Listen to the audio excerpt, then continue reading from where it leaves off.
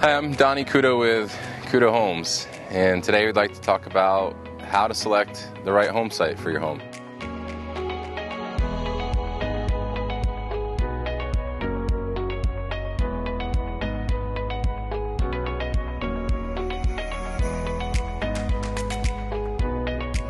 Right now we're standing on a bluff about 40 feet over beautiful Lake Granbury. Choosing a home site is one of the most exciting parts of the entire build process. It's not something you can do with anyone other than a custom home builder. This here is a bench lot, and that means it is a property that has been leveled out, most likely by the development company that put the roads in and turned this piece of land into a neighborhood. And they've established where the home site's going to go. They've established certain swales on each side of the home to move that water that runs off of the roof onto the property into these small swales, gullies, and then off towards the street or towards the back of the property.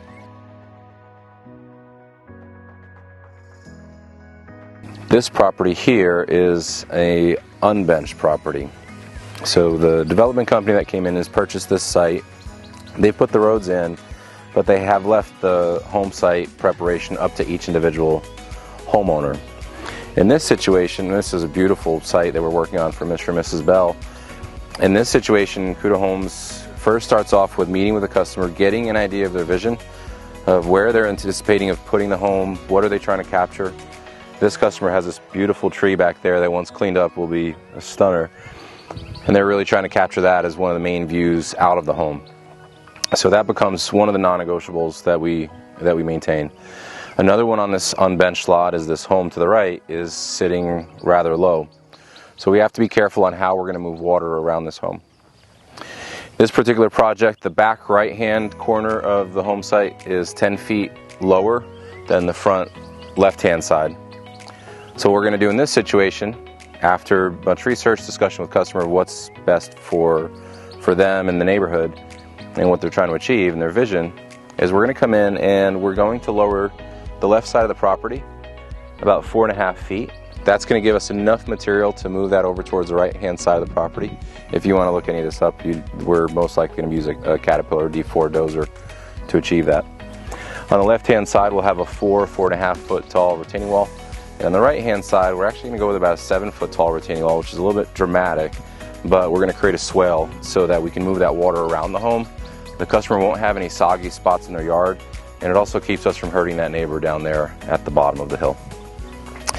Because we are bringing in so much soil on this property, usually 2 foot is our metric that this happens, but because we're bringing in so much soil on this property, this home will also require piering.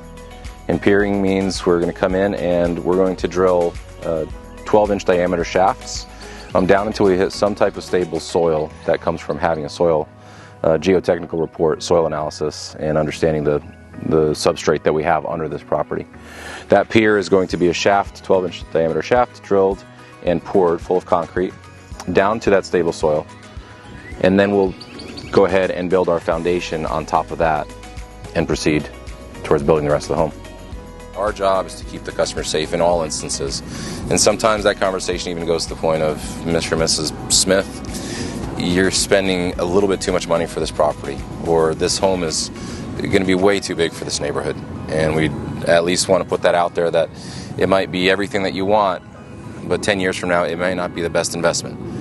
And so we try to look at everything from the standpoint of what would we do for our family, for each other, and guide our customers in that way.